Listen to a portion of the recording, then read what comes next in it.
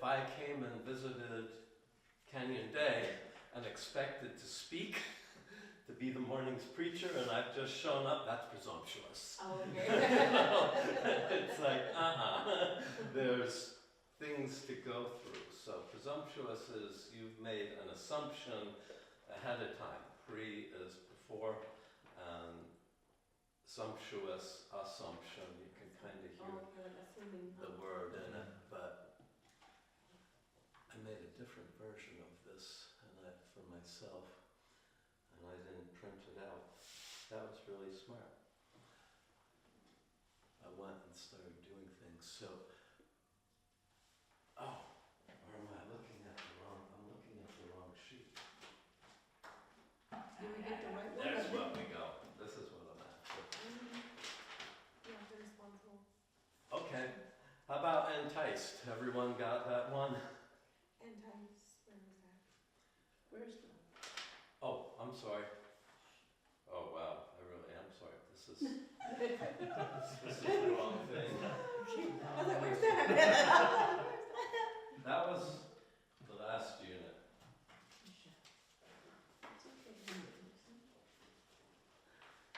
I'm semi-organized.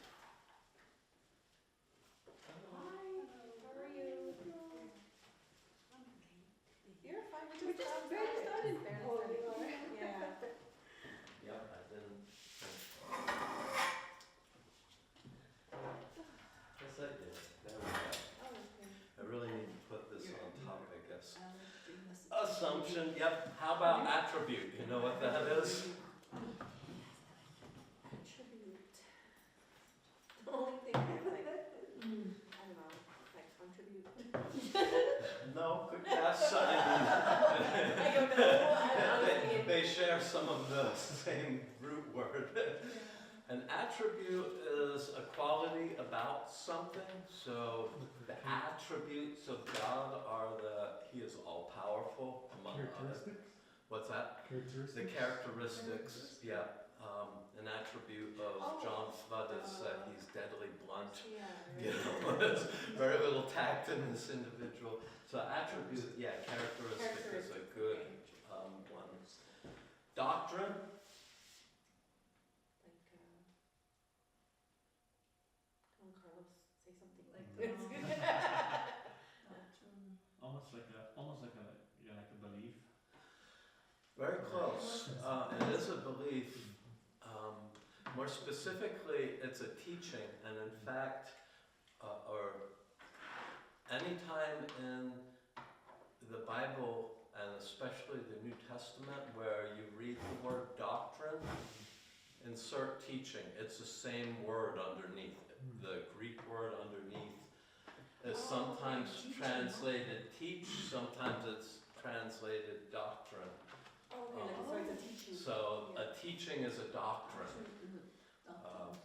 So the 16 fundamental truths of the Assemblies of God are the Assemblies of God's doctrine, or their main teachings. Teaching. Okay. And you can interchange those every single time you see it in the New Testament, or just about every single time. It's the same underlying word which most frequently gets translated either to teach in some form or teaching. Okay. So that's doctrine. Dominion. Dominion, like, almost like dominating. Yep, the words are there. It's the place that you rule over. So for the 2 hours that we gather, or 3 hours, this is my dominion. You have dominion over us. That is, however, by mutual consent, easily broken. Legitimate. Like, for real? I'm just kidding. Yes, it means the real deal. Yeah. Legitimate means real, as opposed to false. False is the opposite of legitimate. My children are legitimate. They're by my wife. Illegitimate children are the guy slept with someone else, or the gal slept with someone else, and then because it's in a marriage, it's, or if it's outside of marriage. But legitimate means true.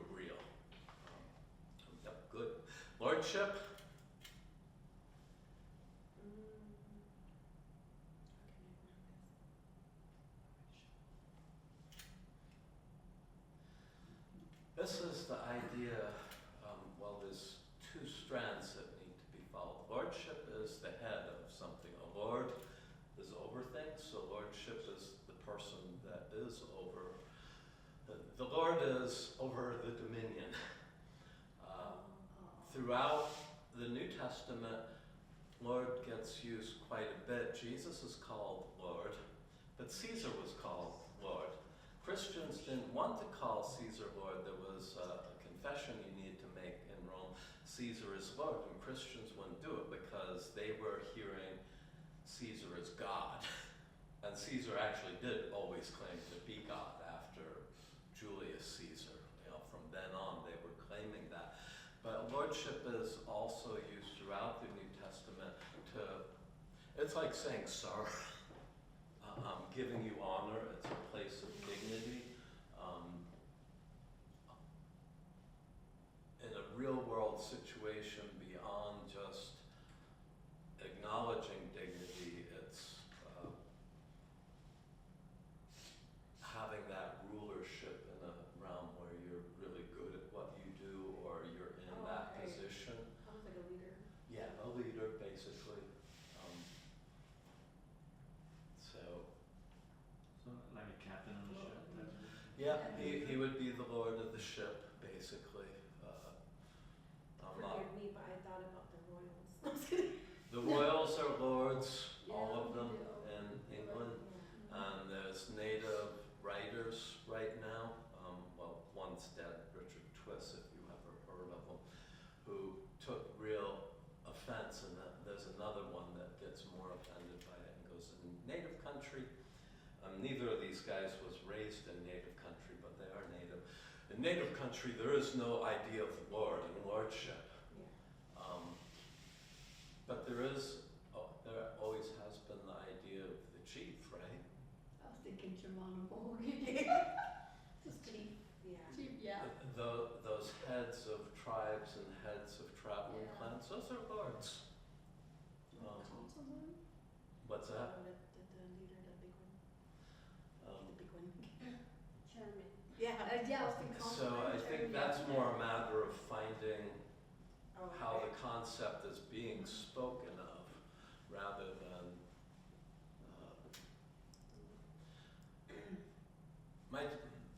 my gut says you'll find the smudges of God you need to make this understandable with most things in Scripture. Anyway, so lordship is, Jesus is Lord. We're saying he's God. His lordship means God and God's dominion, God's kingdom. Here I'm the Lord, sort of. And I have a very limited dominion that's only by consent, kind of thing. But there are lesser lords, and so you'll find it in both uses in the New Testament and in the Old. Sarah called her husband Lord or Master. She's acknowledging that he's over her in some way. Having said that, she could be quite the shrew too, you know. Oh, yeah. It's your fault. You slept with the woman that I gave you to sleep with, and it's your fault. So this stuff. Presumptuous, we've done. Assumption? Assuming. What's that? What would you say, presumption? What is assumption? I skipped that one. I've Oh, translated it. assumption. Is that assuming? Use a different word. Just, I don't know, just like making your own judgment. perceive, sort of. right? What's that? Perceive. It's sort of it's my, Guessing, sort of? Wait. Making up your own mind. Sort of. to assume something In is belief that to something is true. put your thoughts into something that your thoughts don't belong into. Okay, It's yeah. related to the presumption. That's a Yeah. pre-assumption. Assumption is, When you. I'll say a really chauvinistic thing. You know, all males assume all females are problematic. Of course, all females assume this of all males too. That's an assumption. Okay. I assume you're going to react this badly react really well. Yeah. So I put my stuff into you, it has no place being there. We just laughed. I know. Rational,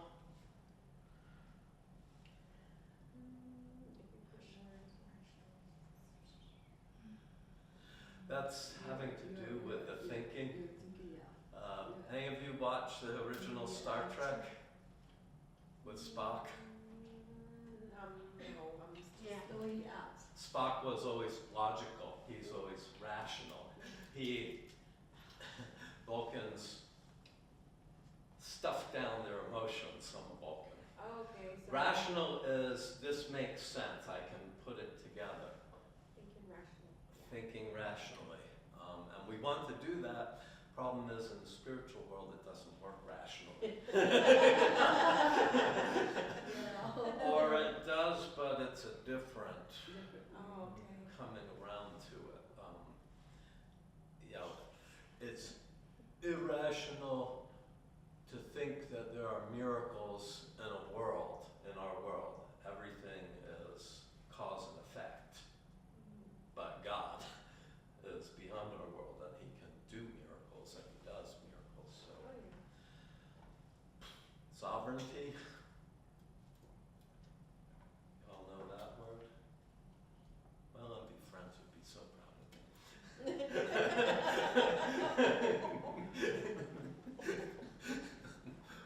Northerners don't say y'all.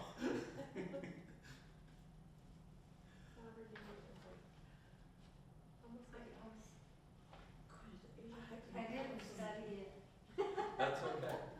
And if you're in the book, you have to flip to the back to find it. Sometimes they'll tell you what it means while you're reading through. Sovereignty is to be over everything. A king is sovereign over his realm. God is sovereign over the universe.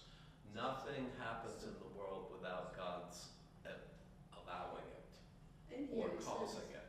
and here it says supreme power over something. Yep. Yeah, that's what it is. So sovereignty is in the same group of ideas as dominion and lordship.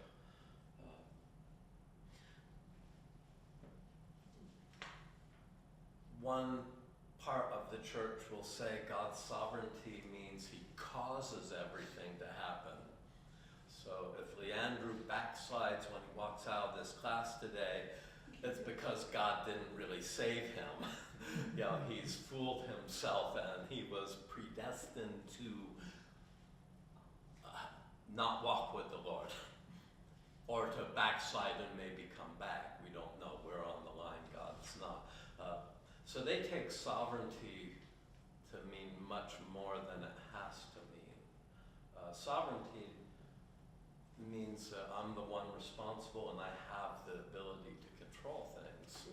But with God, the way I read the Bible, my understanding reading the Bible is that sometimes God says, you got free will. Adam and Eve, anything in this garden, just don't do that one. That'll cause you a problem. And He didn't put a fence around it. So He limited His own sovereignty, even though He knew ahead of time.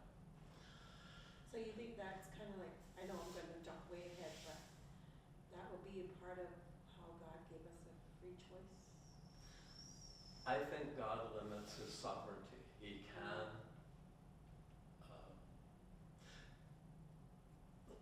choose not to force people. He didn't want robots. Think of it this way, and some of you that have come out of traditionalism, you can get potions, right? Love potions? And now they're going to think of me all the time. They laugh, but I know this stuff That is didn't work. real. Let's get Yours didn't work. I'm just You must kidding. have gotten the wrong medicine then. I'm just kidding. Yeah. But it's going to force the one that's the object of your desire to think about you, and kind of limits their free will within that. God didn't want to do that. Choose me because you care.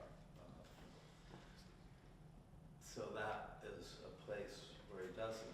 And you see God limiting His sovereignty, granting us free will, beginning with Adam and Eve, talking to Cain, must master it.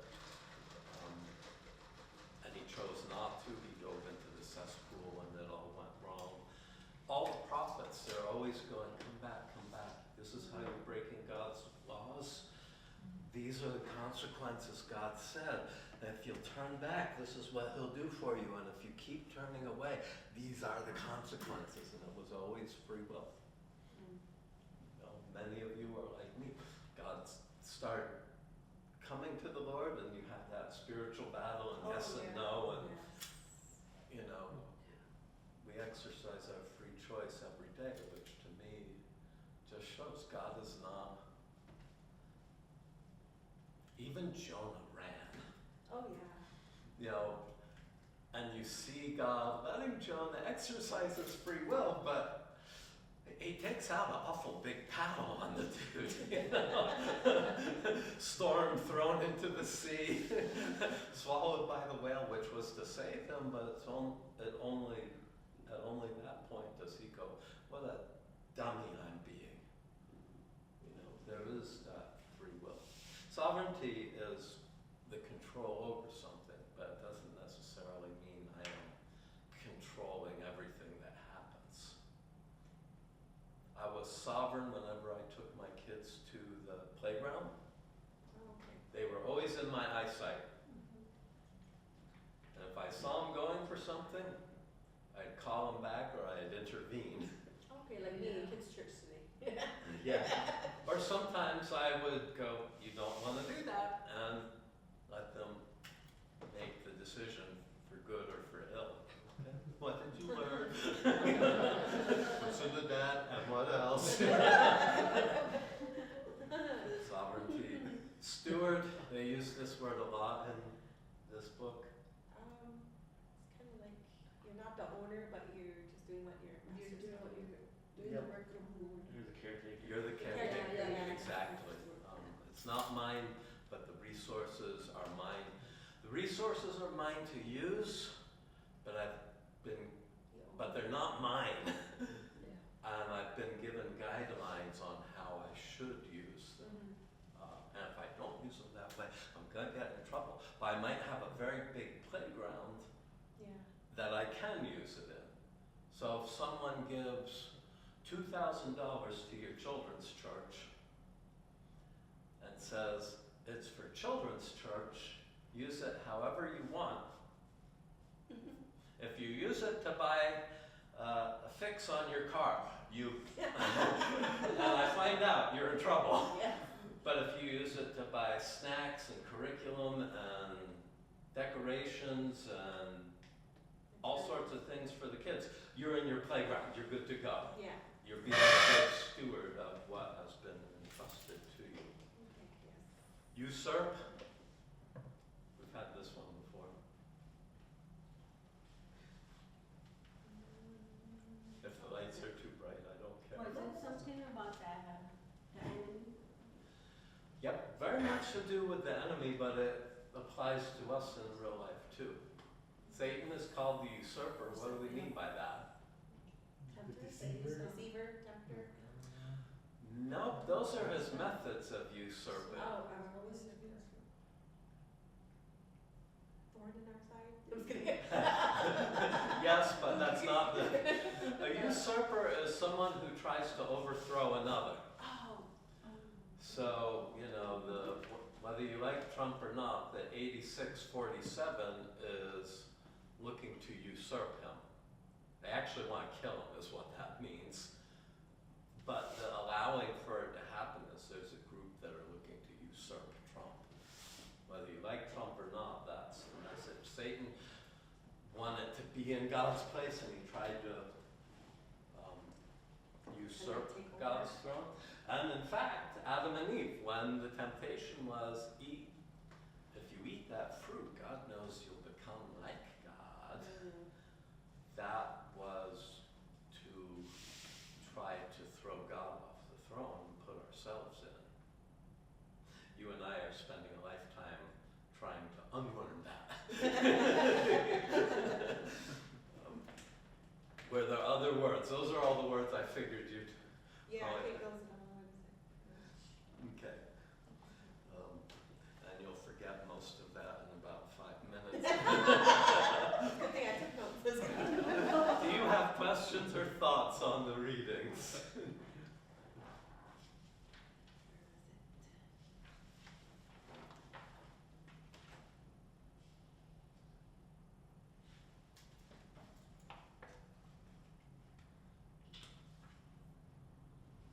I think in this first one, we're understanding the idea of ownership. One that came up for me was the community part of it. The community as the owner. Okay, So I had to go back and reread it again. okay. It's like, I was like, okay, so it's kind of like when a group comes together, I Okay. guess in a way. Like, so. Any examples in modern world where it's communal ownership? I don't know, just first thing I thought, I don't know if it's wrong or right, but I was thinking about the time when we do communion in the church. When you did communion? Yeah, when we do the communion, when we come together and come on one accord. There are some of the same root words, communion and community. Is it Common, the com means with or together with. Union, unity, together unity is the unity. It's the group that is tight. Communion is remembrance of our union with Jesus, right? So that's with union with Him. What about, are there examples that you know of where the group owns something? Or used to?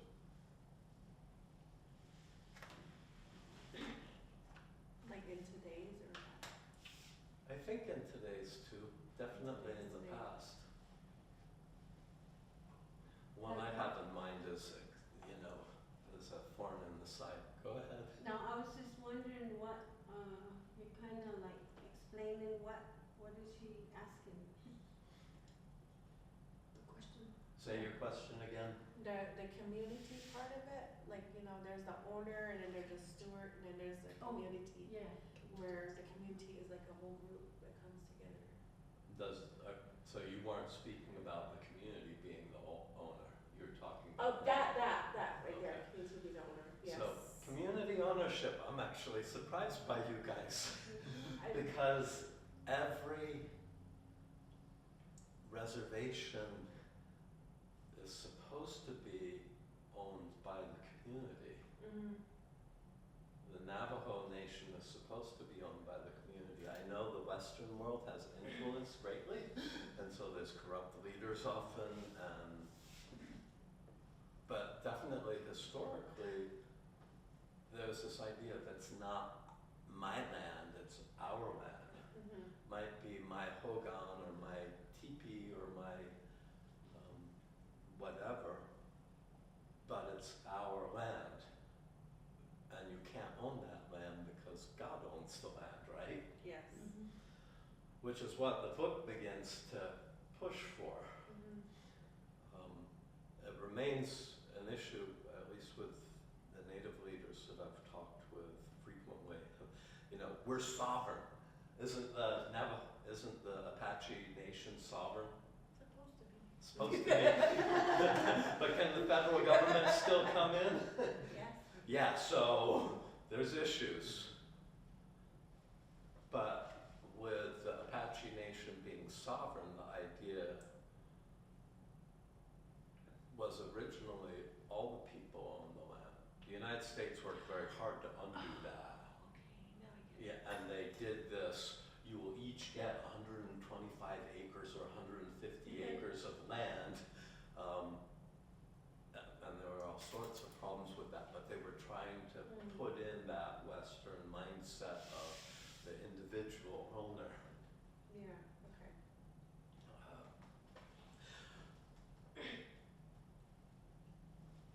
Is there actual sovereignty beyond the government?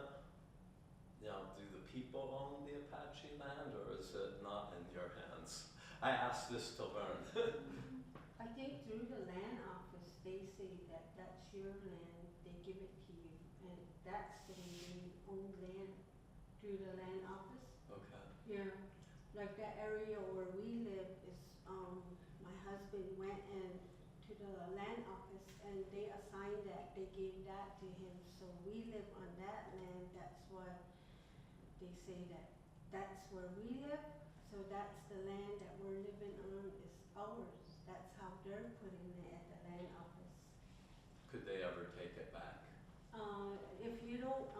build on it, because we had a land up on top by the forestry, that area, we had a land.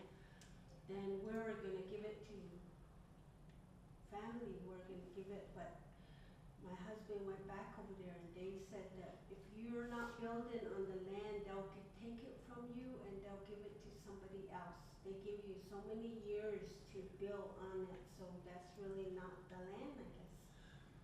And it's not necessarily the people making the decision, Yeah. it's the No, it's the group that's officials. on the top. Yeah, it's them, they're the ones that is saying that it's, So probably not in Apache country. And I'm guessing it's similar elsewhere unless there's this long-standing, it's, my friend Blair, he's got land, whether he develops it or not is up to him, he's Lakota. But it's his family's Wow. land, and as long as he keeps registering. Lakota, it was divided up. Yeah. His family didn't sell it or didn't sell all of it, so there's parts that still belong. I know my friend lives on Oklahoma, she said they have, what they call checkerboard. Yeah. Yeah. And the Navajo have a checkerboard section. Yeah. The Lakota have a lot of checkerboard. I think the Navajo and the Hopi are fighting over the land issue. Yeah. A lot of it. Yeah. And that's the government meddling too. I know just a little about that. Okay. Yeah. and, what about in the church? Mhm. Yeah, because, I know of this church, they're saying that the church belongs to them. They're family owned, they said, they outrightly put it out there and said, this is family owned, this is our church, this is our land and stuff. But the owner of that ground signed that land over to the church. So the church member says that they are a part of it, but the family says no. So it's, a lot of people kinda left the church. So because they said it's mine, that's how they're handling it. There's so many problems. There's at least 5 or 6.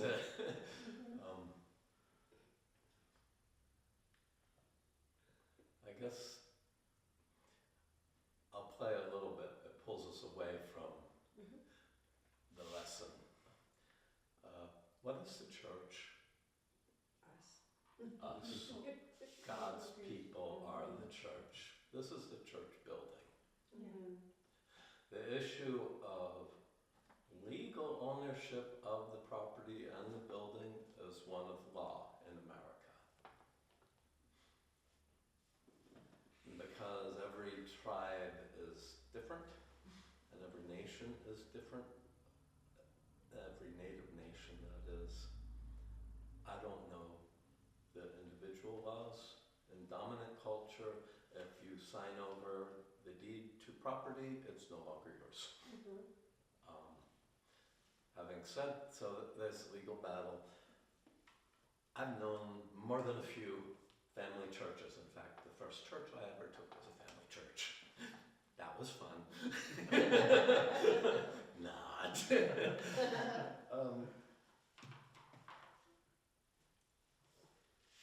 One family or a small group of families that are tight control everything. Is that right in God's sight? No. Not necessarily. The church is meant to be inclusive, right? You guys have been very nice and very kind to me and made me feel very welcome, though I am an outsider with obviously an outsider kind of thing, right? But to welcome others is part of what the church should do, and the problem with this is my church is you've just excluded anyone that you don't want. Oh, yeah. And that was exactly the problem that I faced and that everyone that enters a family church faces.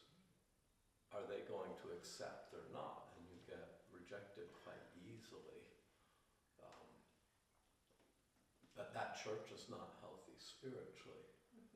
No, we're supposed to be all parts of the body. It's very divisive in that. But the family church usurps God from his proper place. Even a pastor can usurp God. This is my church. No, it's not. You are the steward, the under shepherd. And a pastor should be a shepherd. I need to know God's word. I need to get it right, because every time I get up in the pulpit, and you will hear me, for those of you that ever hear me preach, I will frame what I'm about to say with according to God's word or something like that. What I am doing in those moments is putting on my prophetic mantle and going, thus saith the Lord God Almighty, which should scare the daylights out of anyone that does that. But a shepherd, so knowing God's word is what allows me to feed you spiritually and address the spiritual issues in your life. But I can't shepherd you properly without getting to know as many people as I can. In a smaller church it's easier, in a bigger church it's harder, and I have that against the bigger churches. I think after a certain point the church should split intentionally so that the flock can be shepherded properly. But a shepherd cares, genuinely cares. And you see, David gets called and God said, that's a man after my own heart. And remember, he sleeps with Bathsheba, and Nathan comes in and tells him this story about one poor man that has one sheep, and it's like a daughter to him. It sleeps in the home and all of that. And the rich man swipes that, even though he's got thousands of sheep of his own. And David goes, he deserves to die, which is his emotional reaction.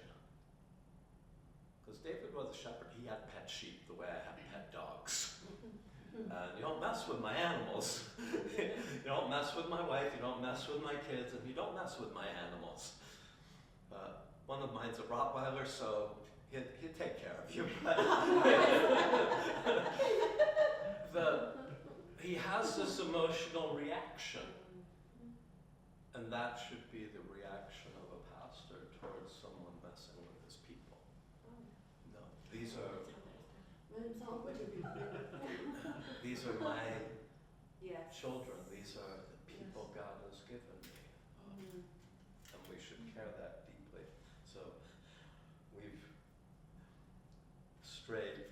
According to the book, what keeps others from using something?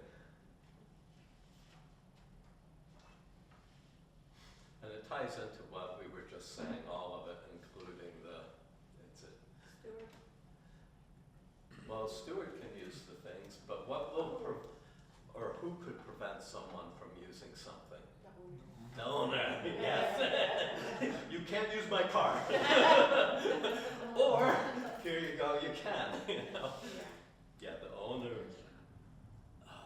is the one that controls things. And in all cultures, there's some sense of ownership, right? Even historically. In native country, you didn't own the land. But your knife, your spouse,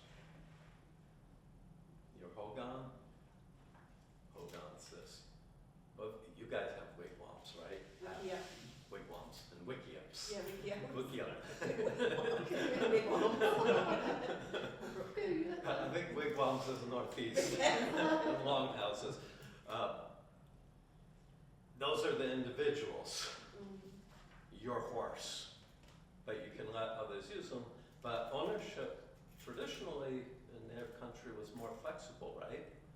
If I need your horse and we're this little village of maybe 100 people traveling about, or occasionally traveling about, I could borrow your horse and it's cool. I don't need to, Carlos, can I borrow your horse? I use it and I bring it back and we're all good, right? Doesn't work like that anymore, does it? This is dominant culture. Yes. And I think dominant culture has there's some perversity and a lot of sin from perversity is it's twisted in the ideas of ownership. Your book's right, we really can't own the land. No, because You know, the little piece that I have my house on, okay, that's fair. But 1,000 acres? Who said that was yours? And who said it's the government's? I mean, that was part of fallen culture from the very beginning. Mine. No, it's not. So ownership will prevent people. What should our view be of all the things we have? They're not ours. They're not mine. God might say, give it up. yeah. And if he does, I encourage you to, because it's never fun when you don't. Yeah. Either it goes really bad, or it gets taken from you, Oh, yeah. or, you know, it's easier to yield. Corrie ten Boom, you all Yeah. know who Corrie ten Boom was? No, but I have a testimony to what you just Okay. said. So, over about a year ago, I had this job. I was promoted at work. I had this title as a coordinator of nurse. And the salary was really good. You know, I couldn't argue with the salary from what I was making before. But I really struggled with the job duties because I just walked away from the position, and it allowed me to be back into that area. And I asked the Lord, like, Lord, if this is for me, then okay, your will be done. And I kept it at that, and then of course, time went and time, I wouldn't go full time, but it just kept carrying on I wasn't full time, but I was still getting paid the salary. And then I said, okay, Lord, okay, I guess this isn't for me, so I'll let the big boss know. And he goes, I'm glad you asked, because I was gonna ask you if that's what you want. And I'm like, okay, well, I don't feel comfortable, so we worked it out, and then he told me right then and there, but I'll have you keep the salary. Nice. It's good to be obedient. Yes. To you know, when the Spirit is really working. So I was like, yes, thank you, Lord. So I went back to my old position, but I kept the salary. Nice. So I had a big, huge increase. So I was like, yes, thank you, Lord. Yeah. Doesn't always work that way. Yeah. Sometimes what we give up is just gone. Yeah. But sometimes we don't give up something because it's actually an idol, Yeah. and then it becomes a snare. Yeah. Corrie ten Boom had said that she was, I forget what nationality, but the Germanic areas, and she had been hiding Jews in their home, her whole family, and she and her sister got thrown in internment camps, prison camps. Her sister died. Corrie became well known afterwards, very spiritual individual, that she wrote, I learned not to hold things too tightly because it hurts too much when God pries my little fingers off.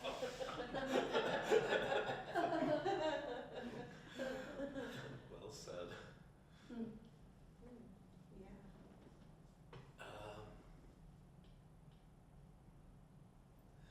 Do we need to discuss what sanctity is again? It's found on page 28, and also consecrate and dedicate. Book and PDF are mostly the same for this whole course. What is sanctification? Separating yourself. Ultimate, primarily it is to be separate. God actually is the one that separates us. When we give our lives to God, He takes them, He separates us out of the world. Right. You know, and then we are to sanctify ourselves, which is to start separating ourselves from things that are going to drag us down, as you were just describing, Marcia. So that sanctity refers to holiness. Consecration is the priest got consecrated, he gets set aside to his job as the representative of God to the people, and of the people to God. That's the priests and the threefold job. It's also all of yours since we are a kingdom of priests to God. Yeah. And that was always Israel's function too, but they were set aside to do this particular task, and we are. Dedicate is the same thing. I get dedicated to this. This is now set aside to God. I've been set aside to God as a minister. But in traditionalism, all sorts of things get dedicated, right? Oh, you name it. Yes. They've been set aside, and now,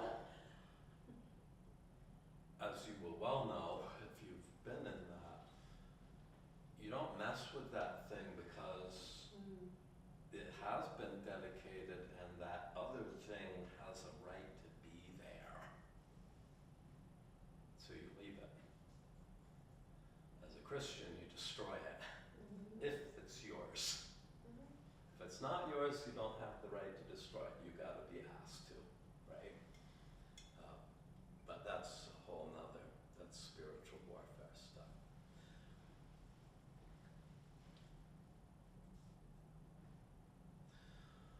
So, how do you then apply God's ownership in your lives? What's it mean? What's life look like then? Start with the starting point. Well, to begin with, it's his life.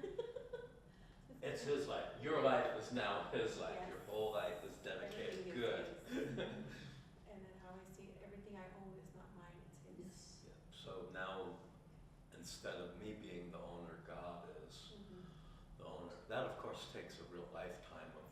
Yeah, yes, yes. And you know, that's the thing that I found out with losing my husband was that, Lord, he was yours to begin with. Yep. You know, Yeah. and I can't say, no, I want him back. Yeah. He's yours. Have any of you read the book of Job yet? Oh, yes. Everyone? Yeah. Okay, good. Oh, man, I cried, but it was good. Oh, yeah. But Job's response, Man, the Lord yes. gives, the Lord takes takes, away, yes. blessed is the name of the Lord. He's that prime example of, it's all God's, everything. And his wife Just curse him down, you know. This way. cursed, and where did you hear that voice first? Who said that first? Who said Job would say that? Nope, Was it Satan? it was Satan. Yeah, doesn't say that. So here you see Yes. spiritual warfare Yeah. coming through people. So Paul writes, we don't wrestle against flesh and blood. Sometimes you will hear the enemy's voice through a person that you know and love. I was gonna say God. But, you know, in Job, he says he's a perfect, upright man. Nothing, I mean, God says it, the author is saying it repeatedly. His friends attack him. No, you're not. You're a filthy sinner. They've got their theology, and don't confuse me with reality, which we do too, by the way. But this is the idea of what a perfect or mature or complete person is who's fully given themselves to God. It's God's. It's all God's. He gave me, and he can take it back. Blessed be the name of the Lord. I'm thankful for the time I had it. Shall we not receive evil as well as good from the Lord? He has this Godward attitude. You know, this is what the Bible always means when it says, be perfect as I am perfect. You're never going to be perfect. No.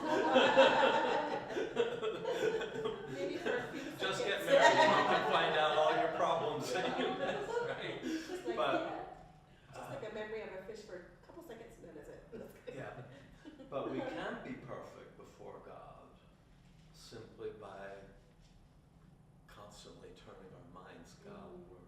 It's his, it's okay. It hurts bad, it rips me apart. But you and I are still good, God. You know? I've done everything I want to out of lesson 1.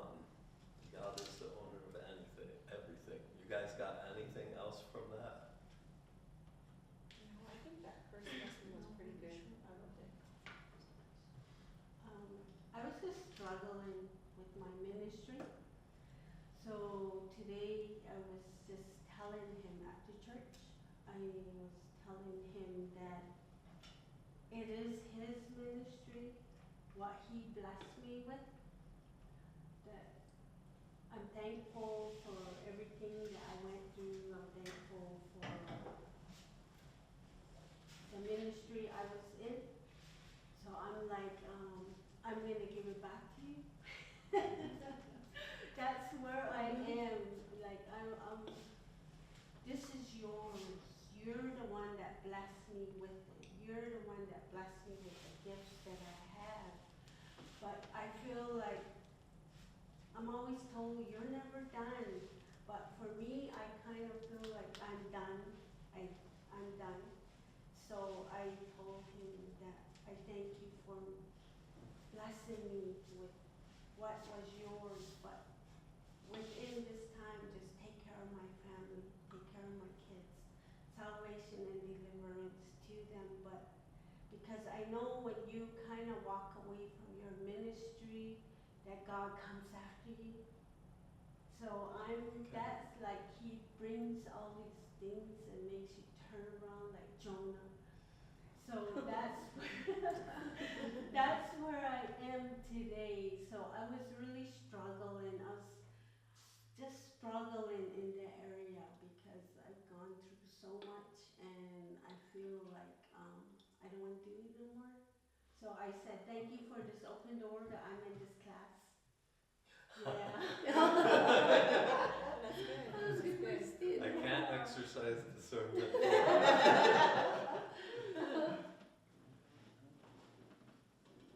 When our time somewhere is done, it's done. It can be done because of many, many reasons. Yeah. If God will bring us through hard things,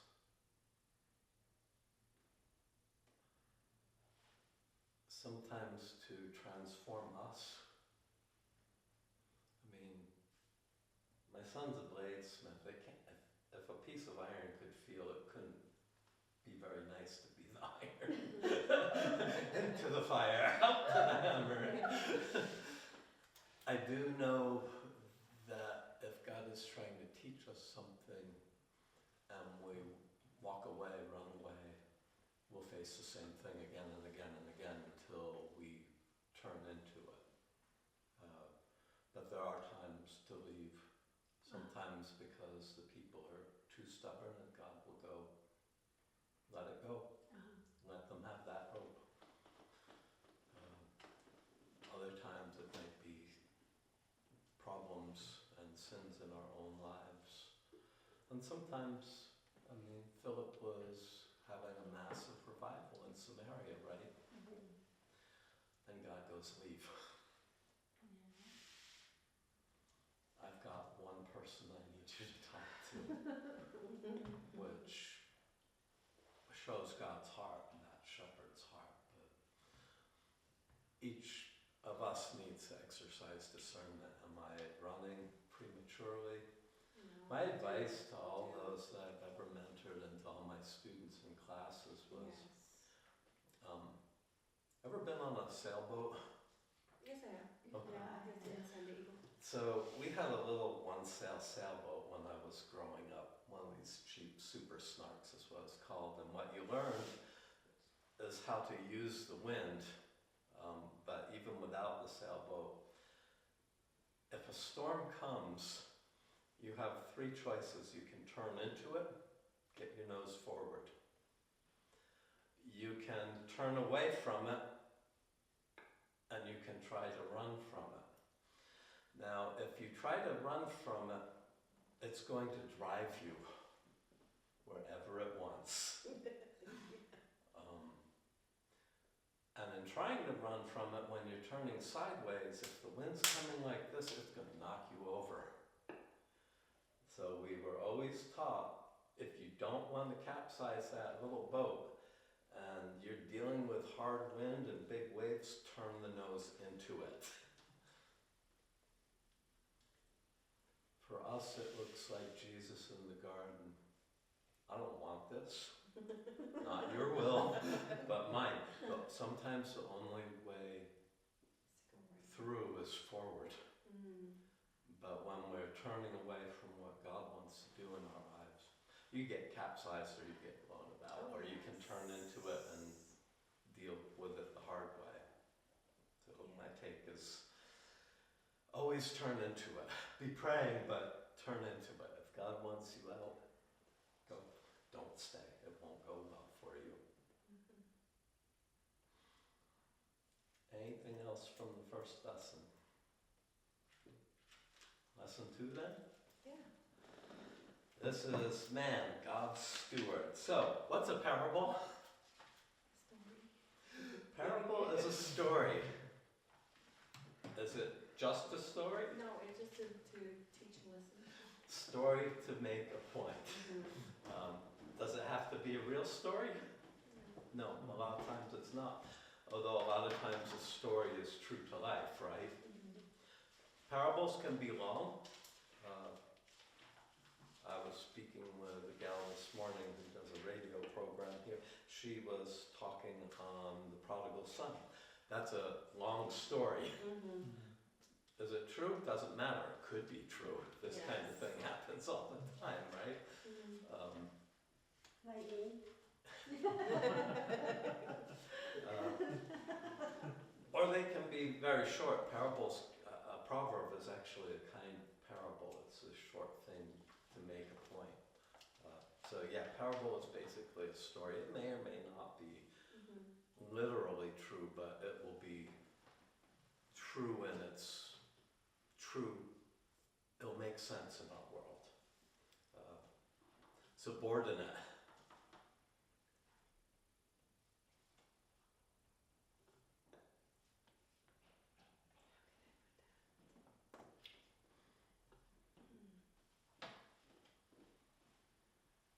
Come on, Carlos. Fire chief. Pass the ball. Pass the ball to Carlos. Here. Help me out here. I'm trying to put it in A words. subordinate is someone that is under me. Yes. So a private is subordinate to a corporal, to a sergeant, to a lieutenant. The subordinates are those that are Like under a rank. someone. Yeah. Is there subordination in the church? Yeah. There is, but there shouldn't be. I mean, functionally,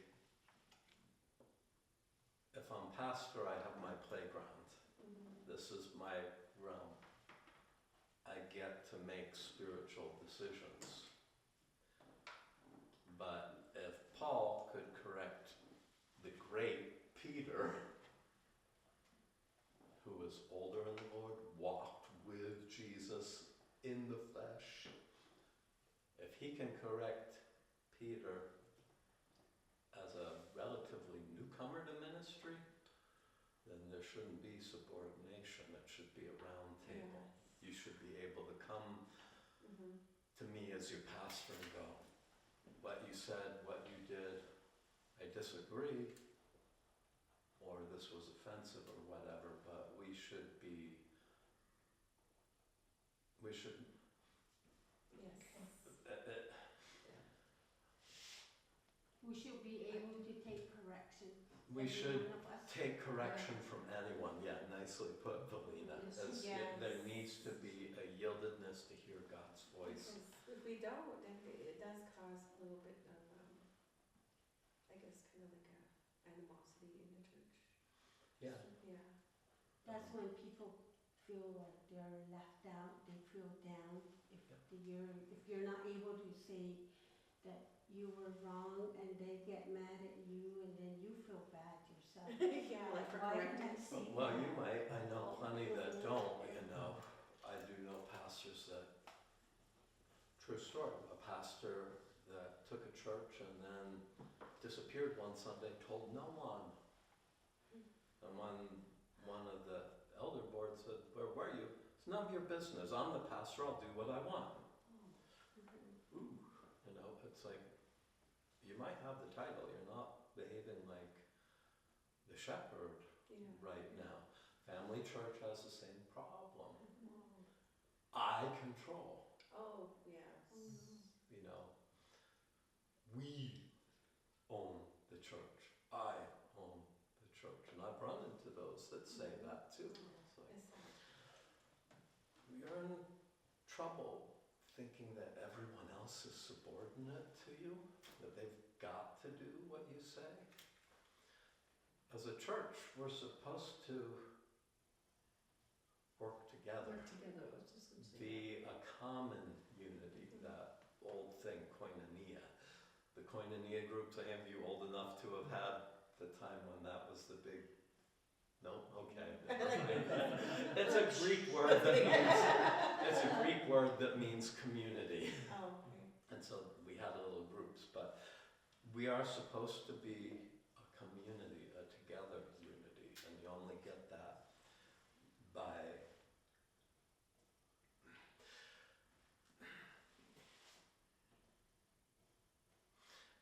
everyone can't be the head, that's a problem. Yeah. Yeah, Too many chiefs, not enough Indians. Right. Oh dear, yes. But it should be a lot like what we've got going here. You're here by choice. yeah. If I get to be a bully or something, you're free to leave. Lose your money, but. Or maybe I didn't get your money. Yeah. It's a mutually respectful relationship. Could you help me with this? This needs to be done. Could you go and do that? There's this little church open. Can you go take that? We need someone in children's ministry. I think you'd be wonderful. Will you? But it's not just telling someone what to do. Oh, yes.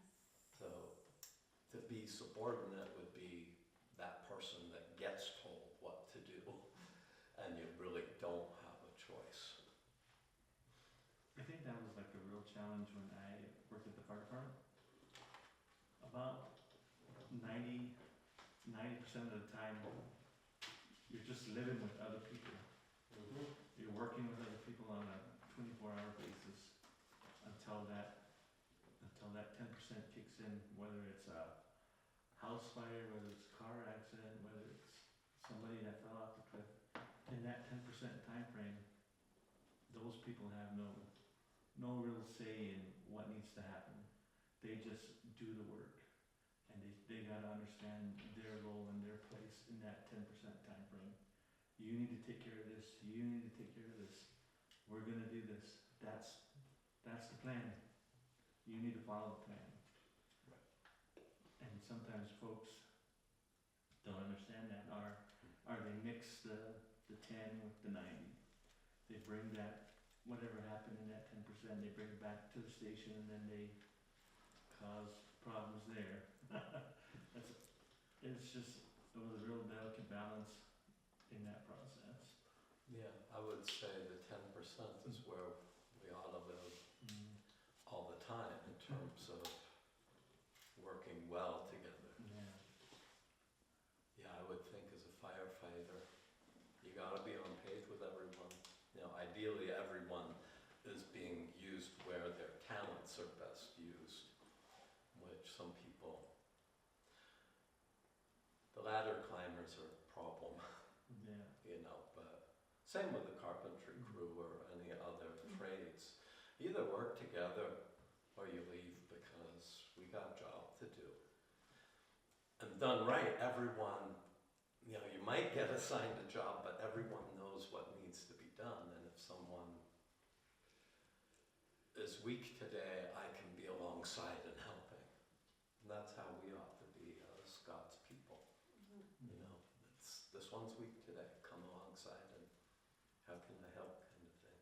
Yeah, good example, Carlos. 1 Peter 4:10. Let me read it for you.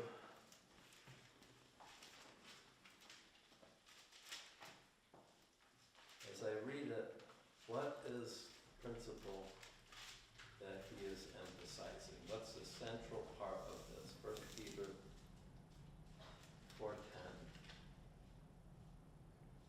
And in your books, this is page 41 and 43. 4:10, I'm reading New American Standard. As each one has received a special gift, or has received a gift, employ it, use it in serving one another as good stewards of the manifold grace of God. What is being emphasized here? As each one of you has received a gift, use it in serving one another as good stewards of the manifold, which means many parts, grace of God. That we're to use our gifts. Okay? Cool. And one word for that, go ahead. If you're gifted with teaching, you have to help teach the people. So Share use your gift. gifting to teach for You've- their understanding. He is saying that, but is that the central thing of what he's saying? Each one of you has received a gift.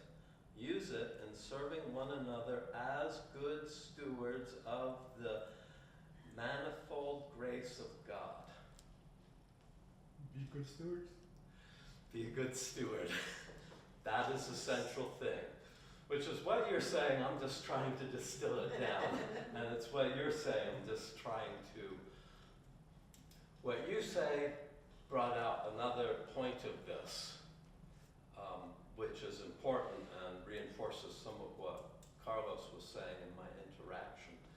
So, do you all have the same gift? I mean, I don't know you well enough to know who has what gifts yet. If I can get close enough into your lives as we go along, I probably will eventually go, yeah, this one is an encourager, this one is a gifted teacher, this one, is really good with handling finances or whatever, but I think I take the role as a leader. Yeah. as a leader. I can spearhead a lot of things. Okay. Do you all have the same gifts though? No, No. I don't even know. I have a gift of teaching. So if you have a gift of teaching and she has a gift of teaching, or well, that she's identified herself as a leader, he has a gift of teaching, do you necessarily exercise the gift in the same way? No. She's a greeter. She's a No. You're greeter. the greeter. Yes. Yeah. She's like the one that just connects people. Like, oh hey, hello. Well, that's actually more than a greeter if she's a Yeah. connector. A connector is a special person. You want that person right behind, you want the greeters and then you want the connector who Yes, gets them next and goes, let me bring you too. Yes. Yeah, you're a really important gift in the church actually. I didn't know what I was. But we run into problems in the church when people start wanting what they perceive as the most important gift, Oh, right? yes, yes. Which is normally which one in the church? The boss. Yes, and what do we call him or her? Pastors? I was just thinking that too, yeah. Yeah, a lot of people want to be pastor. You don't want to be pastor unless God's called Oh, you. no. I don't want to be But many people want those places of authority and power or of prominence to be on the stage. Yeah. But I will save you a lot of heartache if you can receive it. Whatever your gift is, you will be most happy exercising your gift.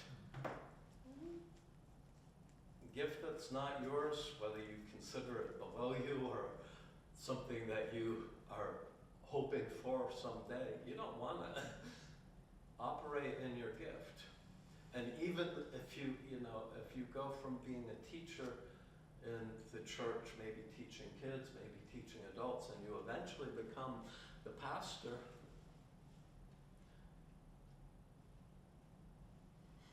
Saul's armor did not fit David, did it? He would learn to use that armor, but he had to use the gifts and talents he already had. I mean, he could, knock the nut out of a squirrel's paws at 200 feet with his sling. And leave the squirrel going, what just happened? Or, you read the beginning of Joshua, 3 times God goes,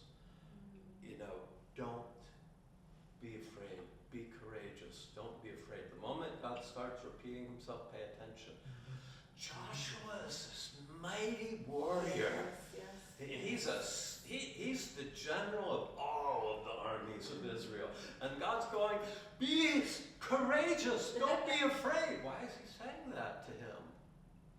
Because he is afraid. to Why is step he afraid? further. He's afraid to move forward.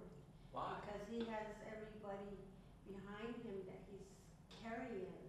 He's had that in a very real way for years as the general of the army. What has changed at the beginning of Joshua?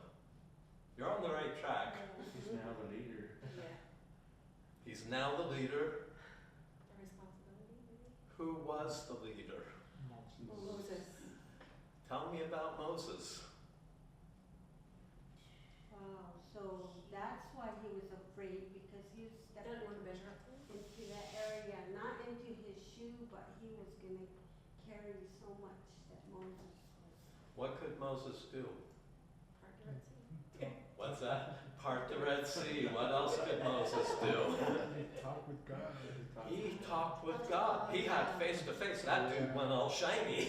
And he had to wear a veil not to scare the bejeebies out of everyone around him. Yes, that's Yeah. right. And lo, Yeah. it's not good. He did all sorts of miracles. Yes. I'm taking over for him. Yeah, this is Yeah. scary. Oh. But God did miracles through Joshua too, right? But what was the task of Israel in Joshua's time? What were they doing? Was it war? War. It was time for a general. Still needed God. You're going to depend on me the way Moses depended on me, but you got your own set of gifts to work with. So, again, my take, the things you like to do, that's probably God's gifting and calling for you. Can he change it up and put a different or a greater desire? Yeah, Oh, sure. Yes, he can. But he's going to use you as you. Yes. The main thing with Joshua, you see him with that. The angel of the Lord stands before him, who's Jesus before Jesus was born. If it's the angel of the Lord, that's Jesus. You know it's not an angel, it's God himself, because that one will receive worship, which Joshua does. You for us or against? Wrong question, dude. I am the captain of the Lord of hosts. And they go, take your shoes off and face down, It's, you stay dependent on me. God's marching orders where you stay dependent on me. You obey my word, you obey my laws and my precepts and, that stuff. That was God's battle plan. That's no battle plan. But that was, you stay connected to me and you'll succeed. You get the people connected to me and you'll succeed. Obey me. And that's all we need is, God begins to raise you up. And presumably you're taking these classes and God will do. I started as a children's church teacher. Yeah. Then I went up to adult teachers. And now I do more than that. So now I'm kind of like, no, that's it. And that will probably remain. When I preach, to this day, people still come to me, that was good teaching, Pastor. I was preaching. No, it's good teaching. But all my preaching, and all preaching, should be teaching. Yeah, and I Otherwise, like it's it, just yeah. exhortation.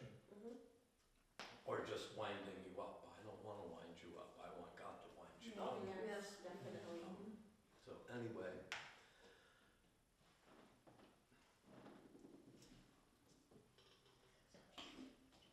How about, let's go to Deuteronomy 11, 8 through 32. Do you guys have questions out of this lesson? It's easy for me to talk and it's a little difficult to remember to let you go at times, to let you be speaking, to encourage you to go. Here's this. Deuteronomy 11, starting at verse 8.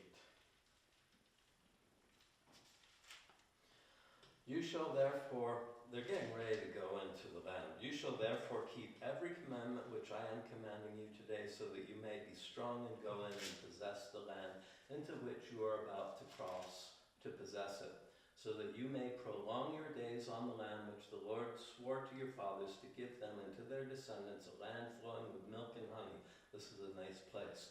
For the land into which you are entering to possess it is not like the land of Egypt from which you came, where you used to sow your seed and water it with your foot like a vegetable garden, but the land into which you are about to cross to possess it, a land of hills and valleys, drinks water from the rain of heaven, a land from which the Lord your God cares, for which the Lord your God cares. The eyes of the Lord your God are always on it, from the beginning even to the end of the year. It shall come about, if you listen obediently to my commandments, which I am commanding you today, to love the Lord your God and to serve him with all your heart and all your soul, that he will give you the rain for the land in its season, the early and the late rain, that you may gather in your grain and your new wine and your oil. He will give you grass in your field for your cattle, and you will eat and be satisfied. Beware that your hearts are not deceived, and that you do not turn away and serve other gods and worship them, or the anger of the Lord will be kindled against you, and he will shut up the heavens so that there will be no rain on the ground, and the ground will not yield its fruit, and you will perish quickly from the good land which the Lord is giving you. You shall therefore impress these words of mine on your heart and on your soul. You shall bind them as a sign on your hand, and they shall be as frontals over here on your forehead. On your forehead, you shall teach them to your sons, talking to them when you sit in your house, and when you walk along the road, and when you lie down, and when you rise up. You shall write them on the doorposts of your house and on your gates, so that your days and the days of your sons may be multiplied on the land which the Lord swore to your fathers to give them, as long as the heavens remain above the earth. For if you are careful to keep all this commandment which I am commanding you to do, to love the Lord your God, to walk in all his ways, and hold fast to him, then the Lord will drive out all these nations from before you, and you will dispossess nations greater and mightier than you. So that's Deuteronomy. Who owns the land? The Lord. And he says this, it's mine. I'll give it to you on a condition. What's the condition? Obey him. By the way, for the two men, although your kids are all grown, maybe not yours, Leandro. How old are your kids, or do you have kids? I just have one. He's 14. Yep, so you're still in it. Please notice which gender is being written to.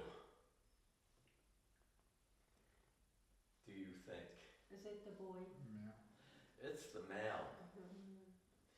And you see that more particularly when he talks about which gender of children. Your sons. Your sons. Sons, yes. There is a separate word for daughter, and he could find it, there's another word for child. We could make it generic. He's talking to men. Men are given the responsibility of child rearing in the Bible. And a biblical dad needs to know that. My children, it was my responsibility to teach them about the Lord. Is it the church's responsibility? No. No. The church can come alongside and help, and should, and there should always be a children's ministry. Yes.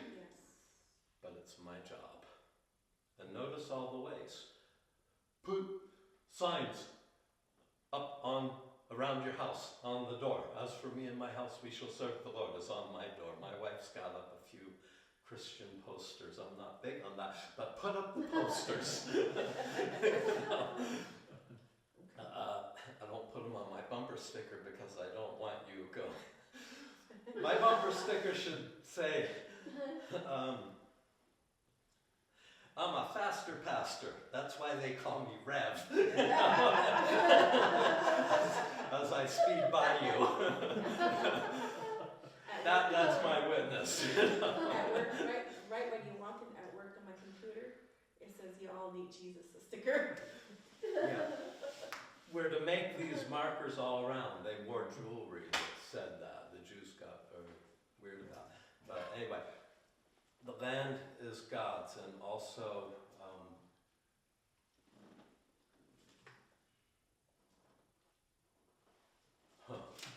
30, 19, and 20, is that right?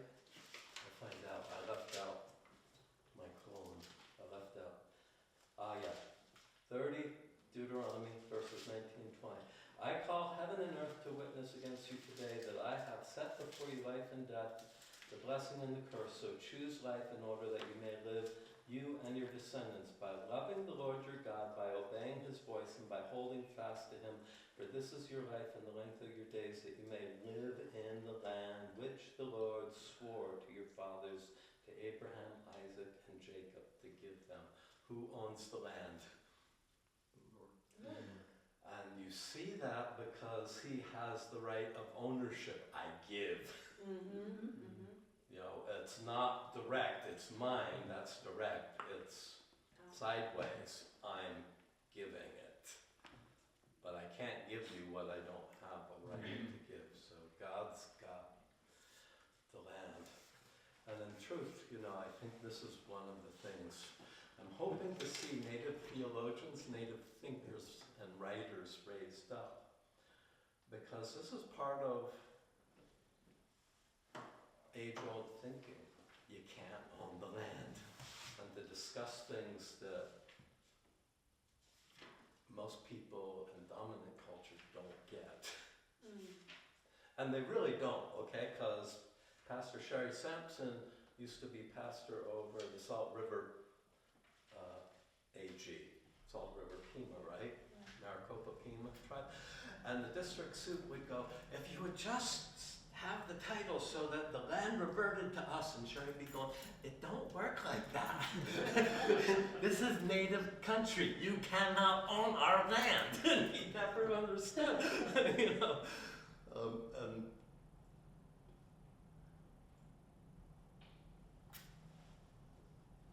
I was driving in Utah. First time I did a vacation alone, I was on my motorcycle.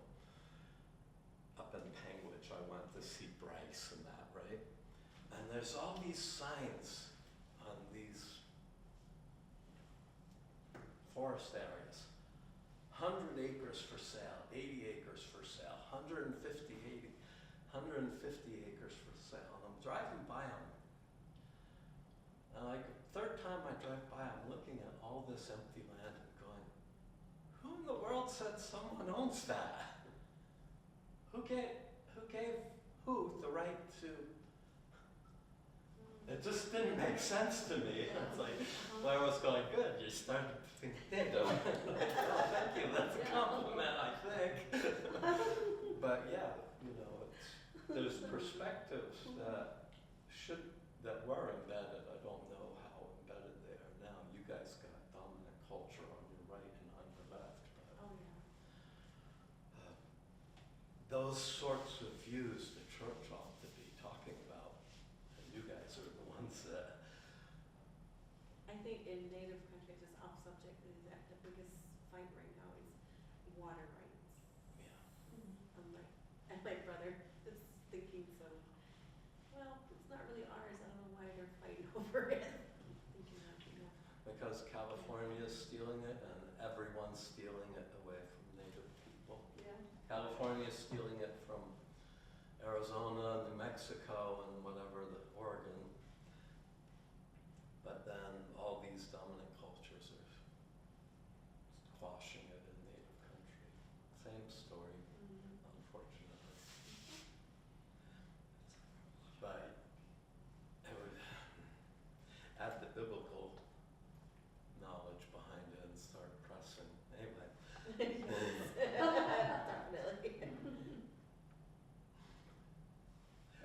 Yeah,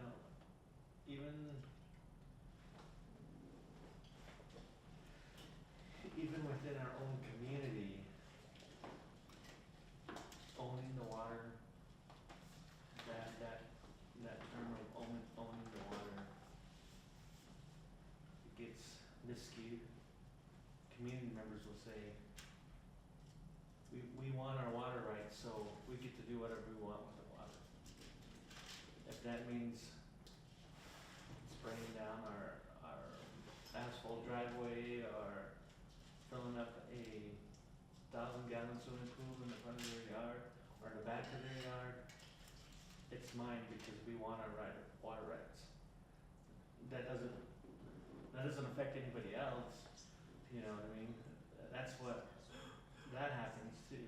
So what kind of, whose rights are being promoted with that? So, Self, Yeah. not community, which would be how much is there and how can we make sure that we get our needs met? Then should we talk about our wants or should we talk about conservation? now the waters are running out. They're always running out at East Fork, and the water, they're saying the water tanks are real low. And now they're telling them to be careful how you use your water. I know, I seen another state, they're telling the people, don't use water. Be careful how you're using it because it's running out, they're saying.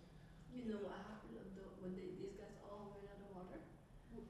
The person that was supposed to change and clean, there's a screen, I guess it was just all plugged up to where they had to find them and clean it up, then the clean water finally went through again. That was the problem with the last 2 weeks. The corporations Yeah, are taking the up person- a lot of And that. then the one in Eastport, that one person forgot to turn off the water from Turk Creek on this way, but turn on the one Turk Creek that way. So that was why Eastport didn't get all the water last week until maybe Thursday or Friday. One way to think Yeah. of this too, beyond water, you know. But those guys said it did. What were Adam and Eve supposed to do in the garden after they got done naming the critters? Care of them? Yeah, what else were they supposed to care for? The land. The land. The land. So there was a pastor, he was Dene.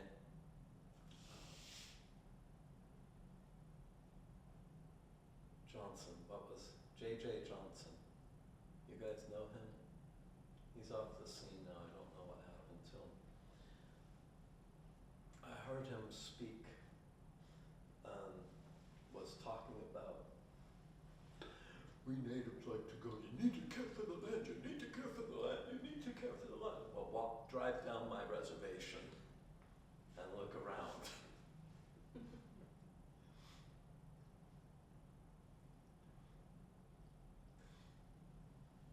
If we care for something, we take care of it. We will tend it and help it to thrive, right?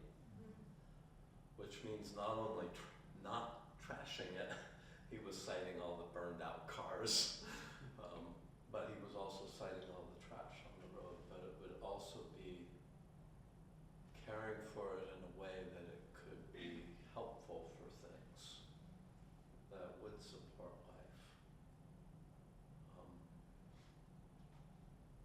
And land does need to be cared for. You let it go and my backyard turns into weeds. That's a pain in the neck to pull them, you know. So, but this is a very different view if we understand we got given care for the land. I'm not a tree hugger, I was once. But they've gone weird. But biblically we are called to be stewards of what we are. Which at a practical level, at a very basic level in our lives means what? Where am I first going to see this in your life? Or you first in mine?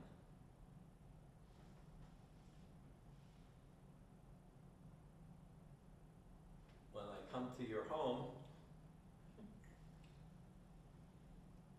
when you come to my home, if I've got all sorts of trash all over the place, Oh, how well care your, how well your house how is. well and when you go inside, Oh, yeah. Be careful, you might slide. Have slippery floors. I've got 2 One is 125 pounds. Think of the messes. Okay. You know, that basic care for the environment that first affects me kind of reflects how I'm stewarding what God has. Now, if you got little kids, I'm sorry, you're going to have a messy household because you're taking care of the kids. And it'll get cleaned up off and on, but kids are a mess. But how we care for our things says something about Okay. our sense. Yeah. Understood, yeah. You know, my little junk car out there, it's not quite an Indian car. It's not far off, but it's not quite. But it's cared for. I don't care how it looks, but it will run. Right? And I make sure that I take care of the little things because it just makes more sense than having no car and now I'm in need. Yes. Right? And that's all just kind of living before the Lord. I'm being responsible for what He gave me. I'm being responsible for my relationship with my wife, with my kids, you know, with my things. If every dollar that I'm given, get given, I spend on something I want immediately, and then Valina comes up with a broken axle in her car and no ability to pay for it. And if I'd been saving my money, I would have had about $2,000 rather than spending every $5 that I got given. Yeah. Maybe I could have helped her. Right? Anyway. Luke 2:49 reads like this. This is Jesus talking, Luke 2:49. And He said to them, talking to the disciples, I think, why is it that you were, his parents, I'm sorry. Why is it that you were looking for me? Did you not know that I had to be in my Father's house? But they did not understand the statement which He had made to them. He said to them, do you not know I had to be in my Father's house? What is He saying? What's the main thing that He's saying there? Did you not know I needed to be in my Father's house? He's being a steward. Say He's again? being a steward. A steward. Sort of. He is. Yes. It is definitely stewardship. What's He saying about that stewardship? And he's taking care of his house. It has to work. That He's got to be about God's business. That He's at God's house. This is my Father, which He literally was. Yeah. But it's that Godward attitude. I'm seeking God and I'm having these arguments with these teachers of the law. Yeah, Jesus was saying He needed to attend to God's business. I was struggling to tell you what I was going through, and all of this is just talking to me. Oh, good.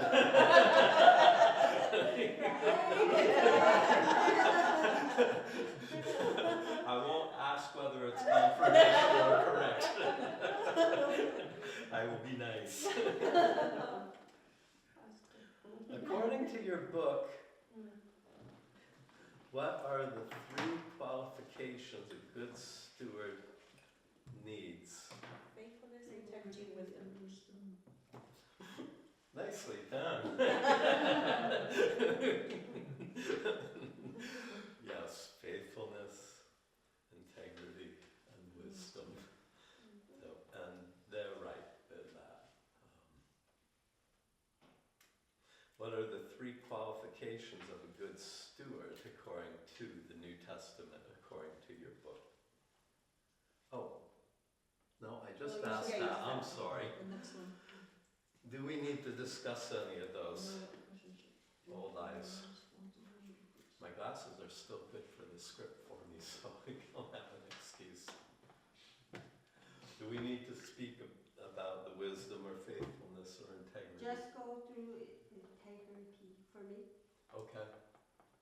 What's integrity? Guess we should start there. Kind of like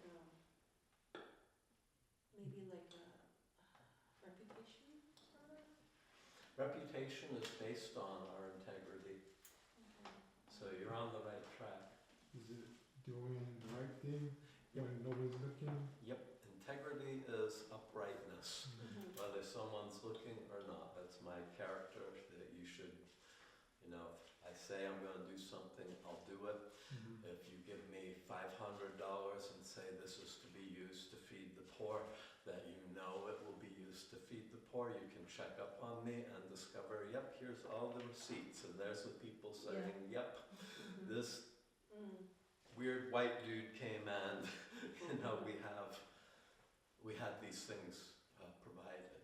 So yeah, integrity is not my reputation, but my reputation will be affected by my Okay, integrity. yes. Integrity is me being upright, trustworthy. Yeah, trustworthy. Yeah.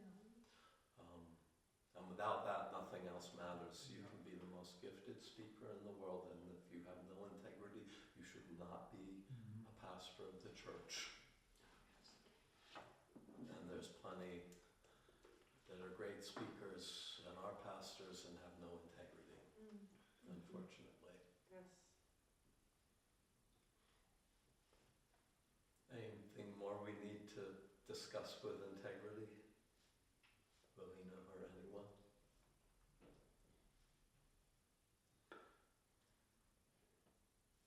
Okay. What should a Christian do to learn the responsibilities of a good steward, according to your book? You'll be looking on pages 46 and 47.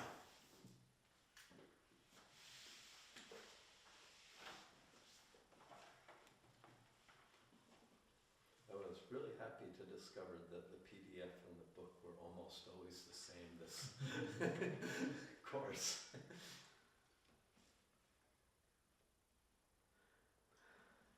What's the main thing that a Christian should learn regarding the responsibilities of a good steward, or where? The Bible. To follow instructions. Yeah, Follow instruction, the owner's instruction. The Bible, to follow instructions. Whose instructions? How do you know God's instructions? Reading the Bible. Through the Bible. Is that the only way we know God's instructions? Not necessary. Can we know God's instructions via other routes? Prayer. Preaching, Prayer? preaching, Preaching? Mhm. By Kinda. hearing the word proclaimed? yeah, You Or- might? yes, or even teaching. I like Teaching. teaching. Those are methods of giving at work. I guess you can receive from those, Like having a relationship with God, seeking guidance. which is basically prayer, or a prayer, Yes. Godward attitude. We could go to a trusted friend, someone that's competent in something, if, you know, not necessarily Christian, but competent if we're looking, you know, pastor's looking, how do I fix this plumbing? I'm going to a plumber to find out. But the main way is God's word. You know, we can go to one another, and the book talks about these other ways as well. I just wanted to reinforce. And basically, there's a world of things that are God speaking that aren't necessarily God's word, right? Mm. The moment something contradicts God's word, the alarm bells should be going off. That's not Yeah. God. But there's also, you know, a church wants to buy a piece of property to build on. I'm talking like a dominant culture person. I don't know how it works here.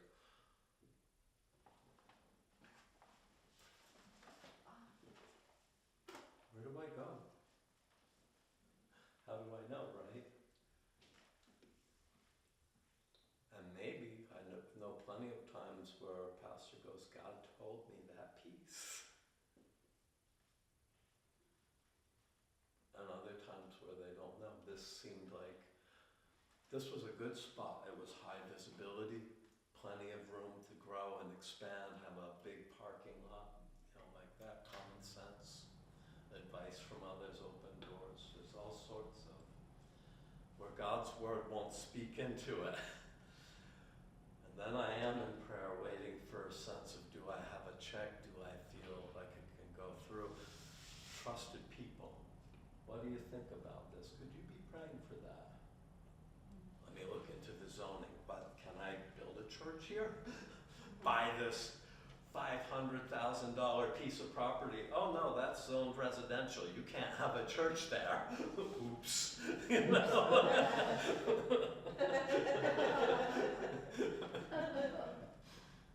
So, those are all the things that I wanted or needed to emphasize with you. Do you have anything